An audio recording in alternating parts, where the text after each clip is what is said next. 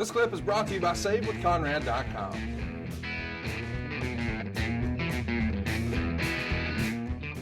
Taz's debut with the company was also teased at Lockdown, with Samoa Joe having his head covered with a towel. When Taz becomes available after his WWE contract expires, why was the push for him to come into TNA? Why was Taz the right guy? When we start diving into this, because obviously hindsight's 2020, we cannot not mention the Don West situation at the time. So I'll let you guide this, but Taz is a hell of a talker, and look what he's doing today in AEW.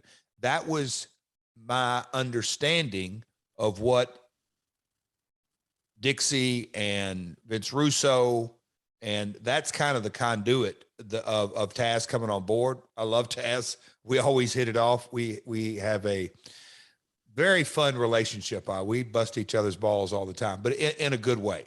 But you know, I don't think Taz knew what he was walking into in a lot of ways. But again, Taz and Samoa Joe, for all the obvious reasons, what a good matchup. Not that Joe couldn't talk, but it really, again, Taz had come off WWE Machine and had his ECW run, and so he was a household name.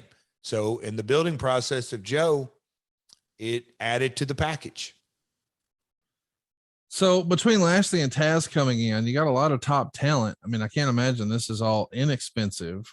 Is the company in good financial standing here to the best of your recollection? Yes. I mean, because I would ask Dean, as we would add different guys, not to get too hard ahead of ourselves, we had to make some cuts on other divisions, the ladies, the X division, maybe the tag. We've covered that, some of the naturals and this and that, but no, Taz, Lashley, the addition. But again, we were profitable. Some quarters very profitable. So much so that Bob was getting his investment back and we were still making money. So coming out of, let me ask this too, though. You also turned Don West heel. I mean, what's the thinking there? I can't imagine Don West as a heel. Don't get me started. I hated it. I despised it. It made me, candidly, Conrad, freaking furious, in that everything, actually, let me back up. A lot of things were going right and the ratings were good. And Dixie wants to say, but Don West doesn't make sense. We need a heel color commentator. No, we don't. Jerry Lawler and Jim Ross, Gorilla Monsoon, and Bobby Heenan, Jesse and Vince. We could go on down this. Those are some magical pairings. Yeah. Mike Tenay, the Professor, and Don West, in a lot of way, the fans man, because that's what he was when he first started. He still is to this day, an infectious voice that can show great energy and enthusiasm. That's what it brought to the table. For whatever reason, whether Russo pitched it to Dixie or Dixie pitched it to Russo, to this day, I don't really know, but they got on this kick. And, you know, Dutch pulled me aside and he said, I really want to know what you think. I said, I think it's insanity. I hate every bit of it. I think it's wrong on every level. And they are completely missing the point that, yes, the TV product is the most important deal, but all of a sudden, Don's going to be going to these live events and he's a heel on TV and he's trying to sell merch. How do you do it?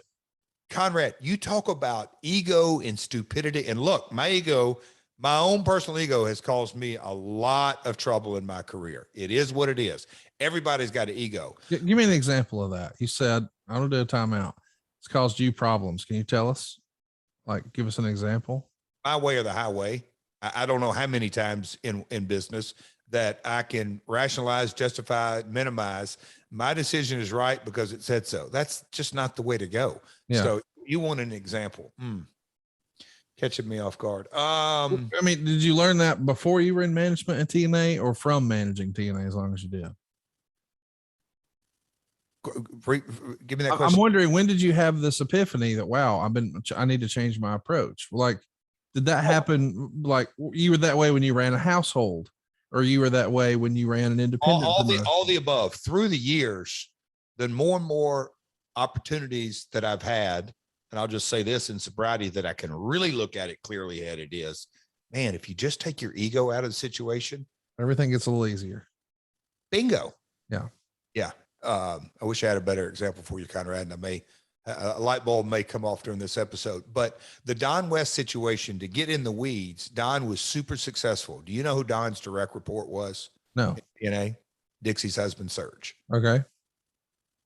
He was the rock star of the merchandise and the online sales department. And it's this simple. It caused issues. And the result was very obvious, because why fix something that wasn't broke? Don had, and I've always said this, announcers don't draw ratings ever, but if they don't tell you the story, they can damn sure hurt talent from drawing ratings. And I say that with all due respect. You got to have people telling the right stories and the right timing, and when to lay out, when not, so they can make a good show great, but they can also make an average show terrible. So it is a real juggling act. A good announcer is invaluable, but at the end of the day, Don turning heel wasn't going to affect the number one way or another, but it was damn sure the ratings number. It was damn sure going to affect live event merch sales. What are we supposed to do? Act like, oh, he's playing a character on TV? It was such nonsense, Conrad. As you can tell, I'm still irritated to this day why we went down that road. And Don took the ball and ran with it. He did a hell of a job with it. Hey, it's Conrad Thompson. Thanks for checking out the podcast here on YouTube.